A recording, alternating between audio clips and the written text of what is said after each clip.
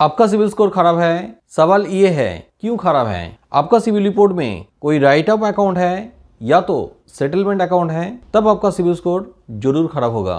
मगर आपका civil report में कोई राइट ऑफ अकाउंट भी नहीं है, सेटलमेंट अकाउंट भी नहीं है, फिर भी आपका सिविल स्कोर खराब है, डाउन है। इसका बहुत सारा रीजन हो सकता है।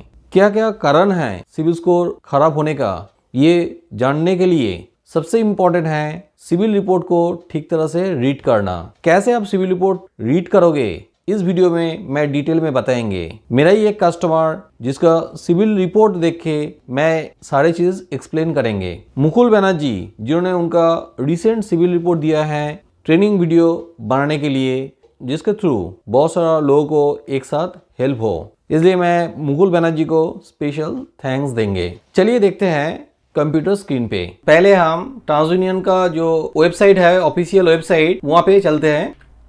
मुकुल जी का हम लोग सिविल रेक्टिफिकेशन कर रहे हैं, इसलिए हम लोग पहले ही उनका यहाँ पे रजिस्ट्रेशन किया हूँ, तो यहाँ पे हम लोग लॉगिन करके देखते हैं।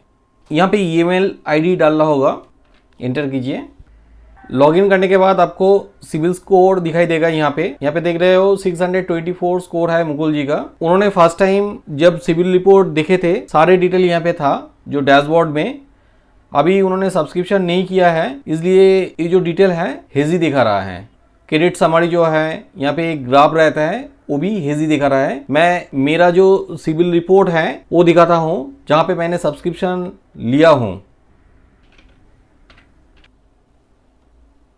मेरा जो सिविल रिपोर्ट है वो 52 डेज का ओल्ड है।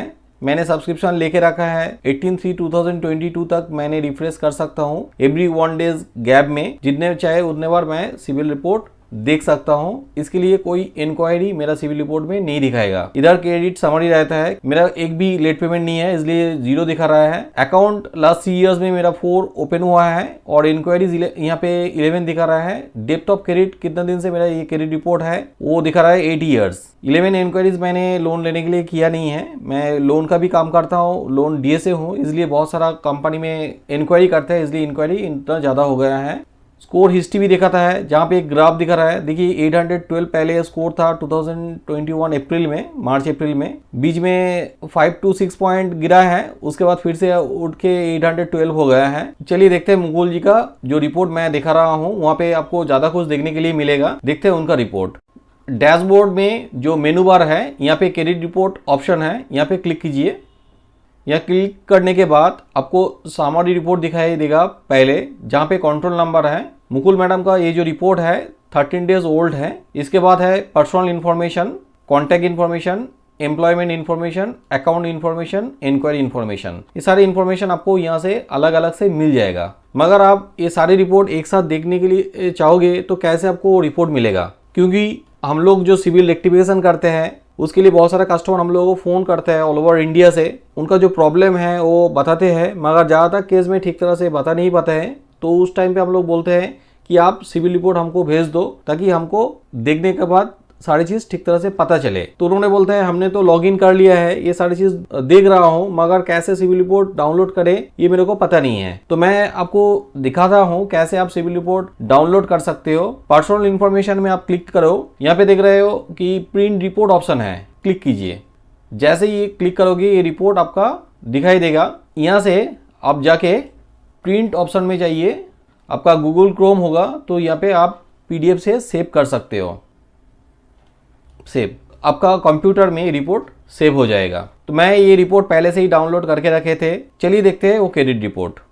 रिपोर्ट का टॉप में आपको ये कंट्रोल नंबर दिखाई देगा, जो कंट्रोल नंबर हम लोग वहाँ पे भी देख रहे थे। हर रिपोर्ट जो जनरेट होता है उसका अलग अलग कंट्रोल नंबर जनरेट होता है। आपका खुद का जो सब्सक्रिप्शन लिया हुआ है अकाउंट है, वहाँ से आप बार बार रिपोर्ट जनरेट करोगे तो हर केस में आपका अलग अलग कंट्रोल नंबर जनरेट होगा। ये कंट्रोल नंबर बैंक से जो रिपोर्ट जनरेट होता है वहाँ पे भी ये कंट्रोल नंबर रहता है। जिस डेट में रिपोर्ट निकलते हैं उसका भी डेट रहता है। यहाँ पे हम लोग 07/02/2022 में ये रिपोर्ट जनरेट किया है। उसके बाद यहाँ पे सिविल स्कोर रहता है, हम लोग देख रहे हैं 624 सिविल स्कोर है मुकुल जी का। और यहाँ पे थोड़ा बहुत डिस्क्रिप्शन रहता है स्कोर समझने के लिए, जैसे कि सिविल स्कोर 300 से लेकर 900 तक होता है। आपका कोई क्रेडिट कार्ड लिया हुआ है या तो 3 साल पहले लोन लिया है और पूरा पेमेंट भी हो चुका है, 3 साल में कोई भी रिपोर्टिंग नहीं हुआ है सिविल रिपोर्ट में, उस केस में NH या तो NA भी हो सकता है। आपने कभी कोई लोन नहीं लिया है तो उस केस में आपका -1 सिविल स्कोर हो सकता है। आपने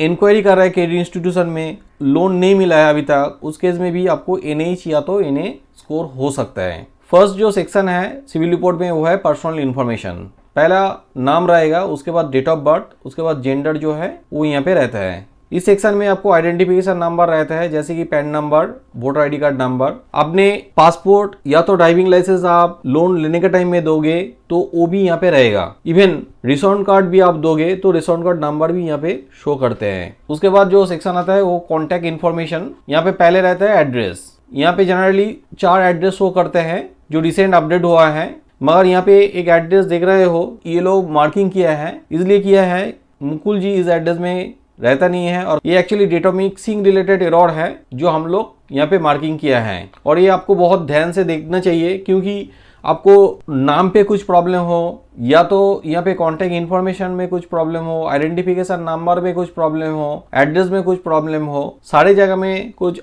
अलग से कोई इन्फॉर्मेशन आपका रहेगा, तो इसका मतलब ये हो सकता है कि डेटा मिक्सिंग रिलेटेड कुछ प्रॉब्लम हुआ है, जहां पे आपका दूसरा किसी व्यक्ति का अकाउंट डिटेल भी आ सकते हैं। यहाँ पे देख रहे हो 4 मोबाइल नंबर दिया हुआ है कॉन्टैक्ट इन्फॉर्मेशन में, जो 2 मोबाइल नंबर हम लोग येलो मार्किंग किया है, जो मोबाइल नंबर मुकुल जी का है नहीं और ना कभी था। ईमेल एड्रेस हम लोग देख रहे हैं, यहाँ पे कोई ईमेल एड्रेस नहीं दिया हुआ है। मुकुल जी का ऐसे ही 2 ईमेल ID है, हम लोग जो लॉगिन करने के टाइम पे भी एक ईमेल ID यूज किया है, मगर यहाँ पे नहीं दिखा रहा है, इसलिए क्योंकि उन्होंने वो ईमेल ID शायद किसी क्रेडिट इंस्टीट्यूशन में नहीं दिया है, या तो दिया है मगर क्रेडिट इंस्टीट्यूशन रिपोर्टिंग नहीं किया है। मगर ये जो ईमेल ID देख रहे हो ये इनवैलिड ईमेल ID, आपका केस में ये हो सकता है 1-2 ईमेल ID भी रह सकता है, जो ईमेल ID आप क्रेडिट इंस्टीट्यूशन में लोन लेने के टाइम में दिए हो। नेक्स्ट सेक्शन जो है वो है एम्प्लॉयमेंट इन्फॉर्मेशन। आप नौकरी करोगे तो वहाँ पे सैलरी दिखाएगा, आप बिजनेस करोगे तो वहाँ पे बिजनेस या तो सेल्फ एम्प्लॉयड भी दिखा सकता है, बहुत केस में अदर्स भी दिखाता है और कोई केस में कुछ नहीं भी दिखा सकता है। ये डिपेंड करते हैं क्रेडिट इंस्टीट्यूशन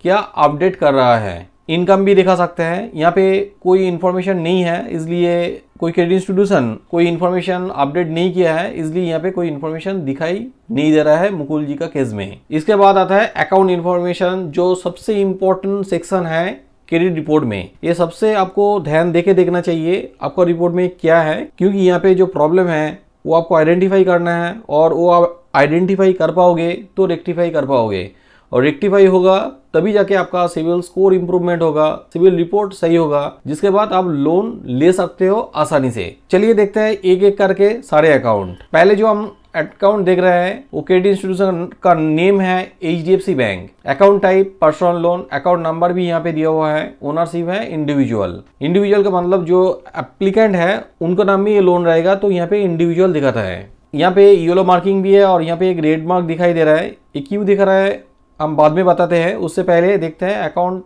इन्फॉर्मेशन में क्या क्या है जो नॉर्मली रहता है। यहाँ पे क्रेडिट लिमिट है, क्रेडिट लिमिट उस केस में रहता है आप क्रेडिट कार्ड लेंगे, जो लिमिट है वो यहाँ पे दिखता है। पर्सनल लोन में ऐसा कोई क्रेडिट लिमिट नहीं रहता है, इसलिए यहाँ पे क्रेडिट लिमिट नहीं दिखाया है। लोन सैंक्शन अमाउंट 52,000 है। करेंट बैलेंस जिस डेट में ये रिपोर्ट आप उठाओगे उस डेट में जो करेंट बैलेंस रहता है लोन में वो दिखाता है, मगर ज़्यादातर केस में आपका करेंट बैलेंस ज़्यादा दिखाता है जो एक्चुअल में है, क्योंकि बैंक रिपोर्टिंग करने में 45 डेज लगा देता है, तो अपडेट उतना जल्दी नहीं होता है, इसलिए कभी कभी आपका जो करंट बैलेंस यहाँ पे दिखाएगा वो ज़्यादा हो सकता है। इसके बाद आता है कैश लिमिट। आपका कोई कैश लिमिट रहेगा लोन में तो यहाँ पे दिखाता है अमाउंट ओवर ड्यू। लोन ठीक तरह से पेमेंट नहीं होगा, कोई ओवर ड्यू रहेगा तो यहाँ पे ओवर ड्यू शो करता है। ओवर ड्यू जो प्रिंसिपल अमाउंट होता है उसके साथ इंटरेस्ट चार्जेस लगा के जितना अमाउंट होता है वो अमाउंट यहाँ पे दिखा सकता है।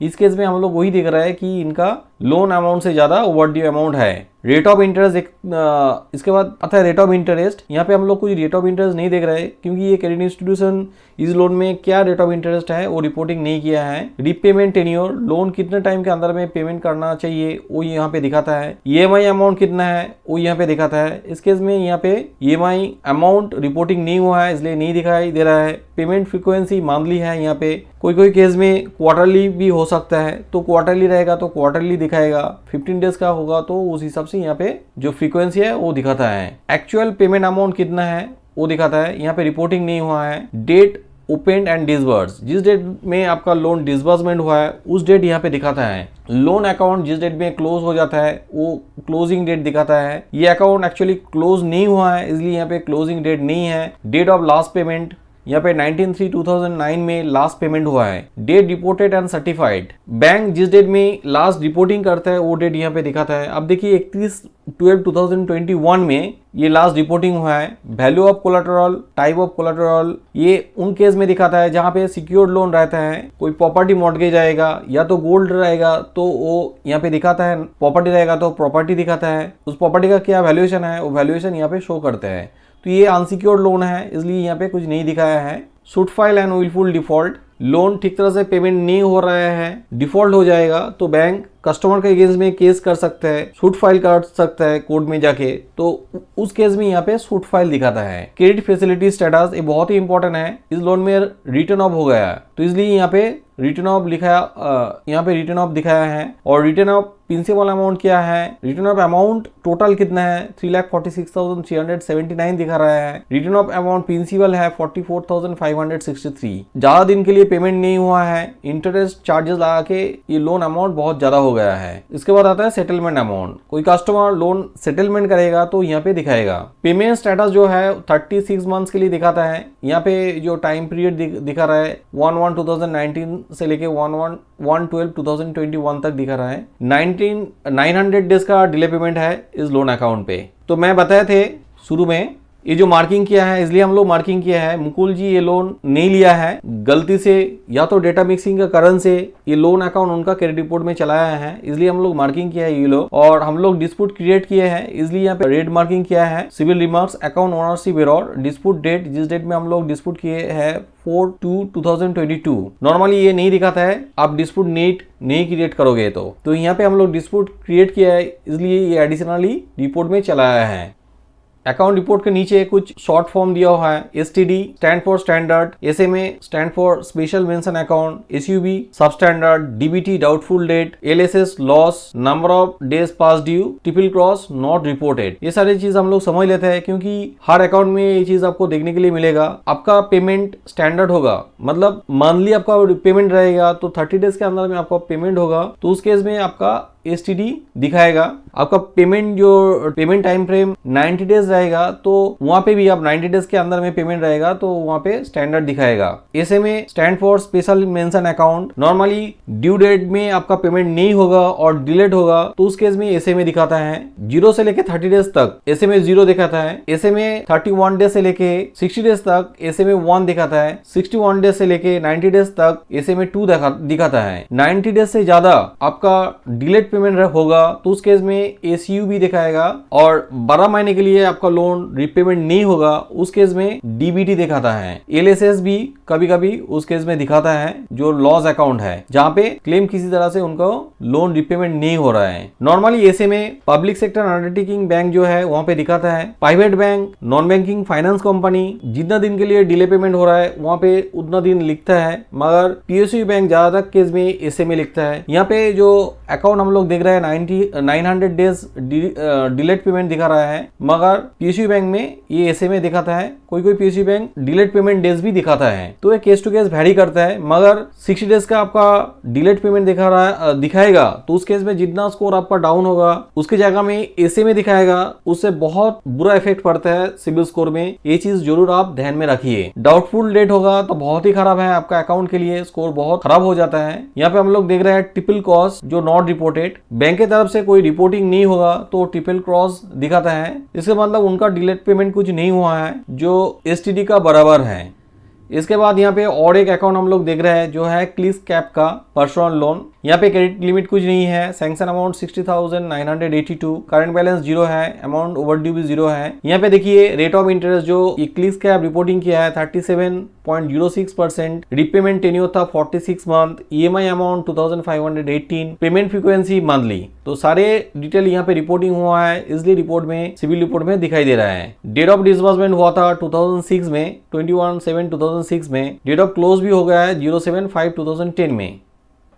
मगर यहाँ पे भी डिलेड पेमेंट दिखा रहा है, 541 डेज का डिलेड पेमेंट है। यहाँ पे इंपॉर्टेंट बात यह है कि यहाँ पे भी हम लोग येलो मार्किंग करके रखा है, ये अकाउंट मुकुल जी का है नहीं और हम लोग डिस्प्यूट क्रिएट किए थे, इसलिए रेड मार्क दिखा रहा है। बाद में हम लोगों को पता चला है क्लिसकैप का ये जो लोन दिखा रहा है ये जीई मनी का लोन था, जिन्होंने लोन लिए थे जीई मनी से लोन लिए थे और बाद में क्लिसकैप जीई मनी का जो लोन था वो टेक ओवर कर लिया, इसलिए यहाँ पे क्लिसकैप दिखा रहा है। हम लोग नेक्स्ट अकाउंट देखते हैं। यहाँ पे सिटी बैंक का क्रेडिट कार्ड दिखा रहा है, ये कार्ड भी मैडम का नहीं है क्योंकि यहाँ पे येलो मार्किंग हम लोग किया है और ओनरशिप एरर है। यहाँ पे देखिए हाई क्रेडिट है 49,483, करंट बैलेंस 0 है, ओवरड्यू 0 है, डेट ऑफ क्लोज भी दिया हुआ है। मगर एक चीज यहाँ पे देखने के लिए मिलेगा, ये बहुत ही इंपॉर्टेंट है, क्रेडिट फैसिलिटी स्टेटस सेटल्ड है। तो सेटल्ड उस केस में होता है जहां पे कस्टमर ठीक तरह से पेमेंट नहीं कर रहा था, बाद में जाके कॉम्प्रोमाइज किया है पेमेंट करने के लिए, पूरा पेमेंट ना करने की वजह से वहां पे सेटल स्टेटस आता है। ये बहुत ही खराब है सिविल स्कोर के लिए, और सिविल स्कोर अच्छा भी होगा सेटल्ड रिपोर्ट में दिखाई देगा तो अनसिक्योर्ड लोन मिलना बहुत ही मुश्किल हो जाता है। कोई कोई क्रेडिट इंस्टीट्यूशन सेटलमेंट रहने से मॉर्गेज लोन, होम लोन भी नहीं देता है। पीएनबी का एक पर्सनल लोन हम लोग देख रहे हैं जहाँ पे हम लोग मार्किंग किया है, ये भी मुकुल जी का अकाउंट नहीं है। यहाँ पे 2 लाख का लोन है, करंट बैलेंस अभी 1,35,101 है। यहाँ पे क्या चीज स्पेशल है हम लोग देखते हैं। इनका पेमेंट ठीक तरह से ही हो रहा है। कोविड के टाइम में कुछ टाइम उन्होंने पेमेंट नहीं हो रहा था, इसलिए ऐसे में दिखा रहा है। जैसे मैं बताया थी कि पीएसयू बैंक जहाँ तक केस में डिलेड पेमेंट होता है तो ऐसे में दिखाता है, और ये पेमेंट एसटीडी देख रहा है, सही तरह से पेमेंट हो रहा है, इसलिए एसटीडी दिखा रहा है। 0 जो है ये भी स्टैंडर्ड ही है क्योंकि ठीक तरह से पेमेंट किया है, डिलेड पेमेंट कुछ नहीं है, इसलिए यहाँ पे 0 है। मगर फिर भी ये अकाउंट जिस कस्टमर का रिपोर्ट है मुकुल जी उनका नहीं है। इसके बाद पीएनबी का और एक पर्सनल लोन अकाउंट शो कर रहा है जो भी मुकुल जी का नहीं है। देखते हैं यहाँ पे क्या स्पेशल है। अकाउंट क्लोज हो चुका है, पेमेंट सही है मगर बीच बीच में कुछ डिले पेमेंट हम लोग देख रहे हैं, 42 डेज, 58 डेज, 41 डेज ऐसा करके डिलेड पेमेंट दिखा रहा है। एक इस केस में होता है कस्टमर पेमेंट कर रहा है मगर कुछ अमाउंट उनका ड्यू रह गया है, इसलिए 41 डेज के करके डिले दिखा रहा है, मगर एंड में जाके उन्होंने पूरा पेमेंट कर दिया है जिस कस्टमर ये लोन लिए थे। इस केस में जहाँ तक इफेक्ट नहीं पड़ता है सिबिल स्कोर में, थोड़ा बहुत इफेक्ट पड़ता है ये 41 डेज 58 डेज का जो डिलेड पेमेंट है इस कारण से। और एक अकाउंट हम लोग देख रहे हैं पीएनबी का जो business loan priority sector agriculture loan है। यहाँ पे हम लोग येलो मार्किंग करके रखा है। ये तो मैडम का है ही नहीं क्योंकि मैडम एग्रीकल्चर नहीं करते थे, गवर्नमेंट एम्प्लॉय थे। देखिए वो जो मैं बता रहे थे पेमेंट फ्रीक्वेंसी यहाँ पे क्वार्टरली है। एग्रीकल्चर लोन में इस तरह का फैसिलिटी आपको दिया जाता है जहाँ पे आप क्वार्टरली पेमेंट करोगे तो भी वो लोन आपका स्टैंडर्ड रहेगा। ठीक है, कस्टमर ये लोन ठीक तरह से पेमेंट किया है, मुकुल जी ये लोन नहीं लिया है, बात सही है, मगर जिस कस्टमर ने ये लोन लिया है उन्होंने पेमेंट सही तरह से किया है। सही तरह से इस तरह का पेमेंट रहेगा तो क्रेडिट स्कोर में अच्छा इफेक्ट पड़ते हैं। पीएनबी का और एक पर्सनल लोन है 2 लाख का। ये लोन एक्चुअली फर्स्ट टाइम हम लोग देख रहे हैं, मुकुल जी जो खुद लिए थे उन्होंने पूरा पेमेंट कर दिया है मगर 2020 में उनका पेमेंट खराब हो रहा था जिस कारण से यहाँ पे ऐसे में दिखा रहा है। एंड में जाके उनका पेमेंट रेगुलर हो गया था इसलिए 0 दिखा रहा है और एंड में पूरा पेमेंट कर दिया है। पीएनबी का और एक लोन हम लोग देख रहे हैं जो बिजनेस लोन है, स्मॉल बिजनेस लोन। हम लोग ये अकाउंट भी येलो मार्किंग किया है, ये भी डेटा मिक्सिंग एरर है। ये जो पीएनबी का बिजनेस लोन है ये लोन भी अच्छा तरह से पेमेंट हुआ है। देखिए कुछ भी प्रॉब्लम यहाँ पे नहीं दिखाई दे रहा है, पूरा पेमेंट स्टैंडर्ड है और अकाउंट भी क्लोज हो चुका है 2016 में। यहाँ पे सिटी कॉर्प फाइनेंस का एक पर्सनल लोन दिखाई दे रहा है, ये भी डेटा मिक्सिंग रिलेटेड एरर है, मुकुल जी का अकाउंट में चला है। देखते हैं यहाँ पे क्या स्पेशल है। करंट बैलेंस 0 है। देखिए यहाँ पे एक स्पेशल इन्फॉर्मेशन आपको देखने के लिए मिल रहा है, पोस्ट WO सेटल्ड। ये उस केस में दिखाई देता है जहां पे कस्टमर लोन लेने के बाद राइट ऑफ हो गया है, मगर उसमें जाके कॉम्प्रोमाइज करके उन्होंने पेमेंट किया है, पूरा अमाउंट पेमेंट नहीं किया है, अकाउंट क्लोज हो जाता है, मगर वहां पे पोस्ट WO सेटल्ड लिखता है। इसका मतलब पोस्ट रिटर्न ऑफ सेटल्ड। जहां पे एक अकाउंट में हम लोग देखे थे सेटल्ड, वो सिमिलर ही है, वहां पे सेटल देखा था, यहाँ पे रिटर्न ऑफ होने के बाद ये सेटलमेंट किया है। पंजाब एंड सिंध बैंक का एक पर्सनल लोन है, जो लोन मुकुल जी ने लिए थे 2 लाख का लोन। करंट बैलेंस 0 है, पेमेंट उन्होंने कर दिया है, पेमेंट बहुत अच्छे तरह से पेमेंट किया है। देखिए स्टैंडर्ड है, ट्रिपल क्रॉस किया है, सारे पेमेंट बहुत ही अच्छा है। एक्सिस बैंक का एक क्रेडिट कार्ड दिखाई दे रहा है यहाँ पे, ये भी मुकुल जी नहीं लिया है। 22,000 क्रेडिट लिमिट था, हाई क्रेडिट 25,707। यहाँ पे स्पेशल क्या है देखते हैं। एक्चुअल पेमेंट 25,707 है, कार्ड क्लोज यहाँ पे नहीं दिखाई दे रहा है और रिटर्न ऑफ हुआ है। इस अकाउंट में एक चीज हो सकता है, देखिए यहाँ पे भी पेमेंट रेगुलर दिखा रहा है, फिर भी यहाँ पे रिटर्न ऑफ दिखा रहा है। इसका कारण एक हो सकता है कि ये रिटर्न ऑफ इरोड हो सकता है, जो डिस्प्यूट क्रिएट करने में रिमूव हो सकता है। और एक चीज भी हो सकता है, अकाउंट राइट ऑफ हो गया है, उसके बाद कस्टमर पेमेंट किया है मगर पूरा पेमेंट नहीं किया है, सेटल किया है, इसलिए इनका डेट ऑफ क्लोज भी नहीं दिखाई दे रहा है और यहाँ पे रिटर्न ऑफ भी दिखाई दे रहा है। तो दोनों केस ही हो सकता है, पेमेंट ठीक तरह से नहीं किया पहले, बाद में जाके पूरा पेमेंट कर दिया है, एक्सिस बैंक के तरफ से ये रिपोर्ट अपडेट नहीं किया होगा। दूसरा और एक चीज भी हो सकता है, राइट ऑफ पहले हो चुका है, उसके बाद कस्टमर सेटलमेंट किया है, इसलिए बैंक की तरफ से रिटर्न ऑफ नहीं हटाया है, अपडेट भी नहीं किया है। कोटक प्राइम का ऑटो लोन पर्सनल लोन है, यहाँ पे हम लोग स्पेशली एक चीज देख सकते हैं, ये लोन भी मैडम का नहीं है, फिर भी यहाँ पे ज्वाइंट दिखा रहा है। ज्वाइंट उस केस में दिखाता है, को एप्लीकेंट जो होता है उसका सिविल रिपोर्ट में भी जो लोन है वो दिखाता है, मगर वहाँ पे ज्वाइंट दिखाता है, और गारंटर केस में यहाँ पे गारंटर दिखाता है। तो ये सारे जो लोन अकाउंट हम बोल रहे हैं मुकुल जी का क्रेडिट रिपोर्ट में चलाया है, बहुत दूसरा किसी कस्टमर का लोन, वो सारे लोन यहाँ से डायरेक्टली रिमूव हो सकता है। कैसे आप रेक्टिफाई कर सकते हो, इसके लिए मेरा डिटेल वीडियो है, वो आप वीडियो चेक कर सकते हो, उसका लिंक मैं डिस्क्रिप्शन में दे देंगे। और भी देखते हैं कितना लोन यहाँ पे दिखाई दे रहा है। SBI का एक पर्सनल लोन दिखाई दे रहा है, जो एक्चुअली मुकुल मैडम लिया है, 1,25,000 का लोन है। लोन 2004 में लिए थे और 2008 में क्लोज भी कर दिया है। यहाँ पे स्टेटस क्लियर है, इसका मतलब ठीक तरह से पेमेंट हुआ है। देखते हैं, देखिए स्टैंडर्ड है और बाकी सारे ट्रिपल क्रॉस है, इसका मतलब मैडम ठीक तरह से पूरा लोन पेमेंट किया है। इस टाइप का आपका रिपोर्ट रहेगा तो स्कोर अच्छा होने वाला है। ACB का क्रेडिट कार्ड है, जो मैडम का नहीं है, दूसरा किसी कस्टमर का क्रेडिट कार्ड यहाँ पे चलाया है उनका सिविल रिपोर्ट में, ये भी रिमूव हो सकता है पूरा।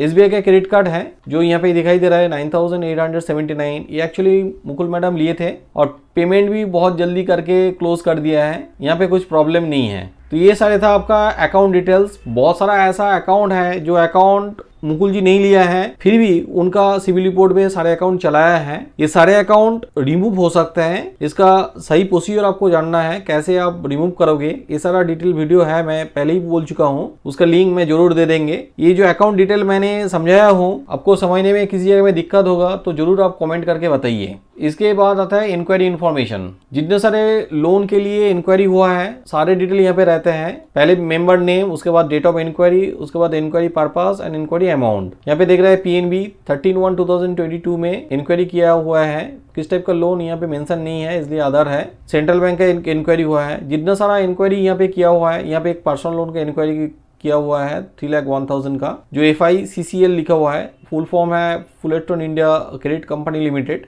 तो ऐसा करके सारे डिटेल यहाँ पे दिया रहता है और जितना इंक्वायरी हुआ है सारे इंक्वायरी यहाँ पे रहता है। यहाँ पे एक चीज मैं मेंशन करेंगे, बहुत फ्रीक्वेंटली लोन के लिए आप इंक्वायरी करोगे तो स्कोर डाउन हो जाता है। सिविल की ये मानना है, जिन्होंने फ्रीक्वेंटली लोन के लिए इंक्वायरी कर रहा है और उनको लोन नहीं मिल रहा है तो उनका लोन का बहुत जरूरत है, इसलिए उन्होंने इंक्वायरी कर रहा है, तो उस केस में सिविल स्कोर डाउन हो जाता है। तो ये चीज आप जरूर ध्यान में रखिए। तो ये था पूरा सिविल रिपोर्ट।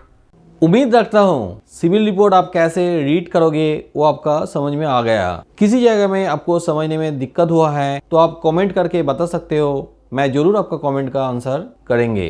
कैसे आप सिविल रिपोर्ट रेक्टिफाई करोगे, कैसे आप सिविल रिपोर्ट से राइट ऑफ रिमूव करोगे, सेटलमेंट हटाओगे, इसके लिए मेरा अलग अलग वीडियो है। सिर्फ इंडिविजुअल सिविल रिपोर्ट नहीं, कमर्शियल सिविल रिपोर्ट कैसे आप रेक्टिफाई करोगे उसके लिए भी मेरा वीडियो है। उस वीडियो का लिंक मैं नीचे डिस्क्रिप्शन में दे देंगे, आप वो वीडियो देख लो। वीडियो देख के आप आसानी से सिविल रिपोर्ट रेक्टिफाई कर सकते हो, स्कोर इम्प्रूवमेंट कर सकते हो, ताकि आपको बहुत आसानी से लोन भी मिल जाए और कम इंटरेस्ट में लोन मिले। उम्मीद रखता हूँ मेरा ये वीडियो आपको अच्छा लगा। आपका ये वीडियो अच्छा लगे तो ज़रूर लाइक कीजिए। मैं ऐसा ही civil score related, loan related, finance topic में वीडियो बनाता हूँ। मेरा चैनल को सब्सक्राइब कीजिए ताकि उस वीडियो का नोटिफिकेशन आपके पास चला जाए। मिलते हैं अगला वीडियो में, तब तक के लिए बी हैप्पी, बी हेल्दी।